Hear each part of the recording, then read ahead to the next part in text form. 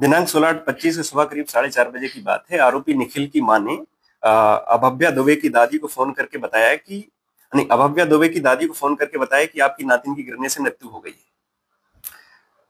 आप लोग प्रयागराज आ जाइए और वहीं पर हम मिलेंगे। इतना कहते ही ये फोन कट जाता है। मृतिका के परिजन प्रयागराज पहुंचते हैं, वहां पर निखिल के घर जाते हैं और निखिल का घर, वहां पर घर में ताला बंद मिलता है। उनको शंका होती है, वो एनटीपीसी विननगर आते हैं। यहाँ पर भी निखिल के घर में ताला मिलता है और इसकी सूचना वो पुलिस को देते हैं। चूंकि ताला बंद था, पुलिस को इसमें सर्च करना था। माननीय न्यायालय से विधिवत इसमें सर्च वारंट प्राप्त करके पुलिस के द्वारा ताला खुलवाया गया, वहां पर देखा गया तो उसमें किसी प्रकार की ऐसी आपत्तिजनक चीजें नहीं मिली। इसी बीच पुलिस को सूचना मिली कि निखिल ने मृतिका अभव्या दुबे का अंतिम संस्कार प्रयागराज में कर दिया है। जैसे ही ये सूचना मिली, पुलिस की टीम वहां पर पहुंची और तकनीकी सहायता और अन्य स्रोतों की मदद से निखिल को और उसकी मां को अब रक्षा में लिया गया। तब निखिल ने बताया कि 16 तारीख को रात्रि 9 बजे जब वह घर लौटा तो बिटिया शानवी को दवाई खिलानी थी, पानी की आवश्यकता थी। तो उसने, चूंकि पत्नी किचन में थी, तो उसने पत्नी को कहा कि आप पानी लेकर के आइए, लेकिन पत्नी ने अनसुना कर दिया। वो पीछे से किचन में पहुंचता है और पत्नी को गर्दन में और पीठ पर हाथ मुक्के से वार करता है। इसी बीच निखिल की मां दुर्गेश्वरी देवी भी आ जाती हैं। वो बोलती हैं कि इनको खत्म कर दो। तो निखिल सर पकड़ता है अपनी पत्नी का और उसको किचन के प्लेटफॉर्म में मारता है। उससे सर में चोट आने से उसकी मृत्यु हो जाती है। इसके बाद अभव्या दुबे की लाश को ये लोग अपनी गाड़ी में भरते हैं और वहां से करीब 11:30 बजे प्रयागराज के लिए रवाना हो जाते हैं।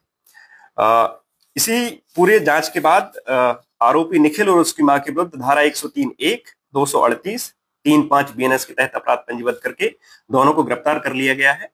और गिरफ्तारी के उपरांत निखिल और उसकी मां को माननीय न्यायालय पेश किया गया, जहां से दुर्गेश्वरी देवी को जेल भेजा गया और निखिल का रिमांड प्राप्त किया गया है। आज पुलिस टीम थाना प्रभारी निखिल को लेकर के प्रयागराज गई है, जहां से साक्ष्य संकलन की कार्रवाई की जाएगी। एनटीपीसी बहुत सुरक्षित माना जाता है, सीआईएसएफ की वहां पर टुकड़ी खड़ी रहती है जो जांच करती है दरवाजे पे। तो सीआईएसएफ की भी बड़ी लापरवाही देख रहे हैं, उसने जांच नहीं किया, जो जांच के लिए 24 घंटे खड़े रहते हैं।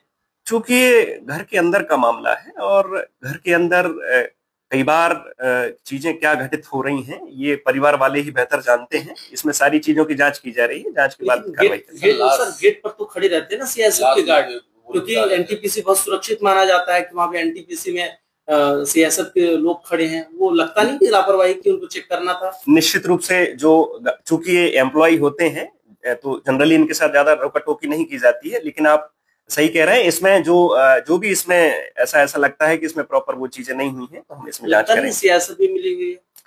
नहीं, इन सारी चीजों की जांच करेंगे और जांच में जो भी चीजें आएंगी उस पर वैधानिक कार्रवाई करेंगे। सर, इनका पारिवारिक बात पहले से भी था कि ऐसा कुछ सूचना मिलेगा? एक्चुअली जब से निखिल ने यह भी बताया कि जब इसकी शादी हुई थी 2016 में, तभी से इनके साथ विवाद चल रहा था छोटी छोटी चीजों को लेकर के, जैसे खाना नहीं बनाना, घर की साफ सफाई नहीं करना, इन चीजों को लेकर के लगातार ये आपस में लड़ाई झगड़े होते थे। तो इनकी आपस में बनती नहीं थी।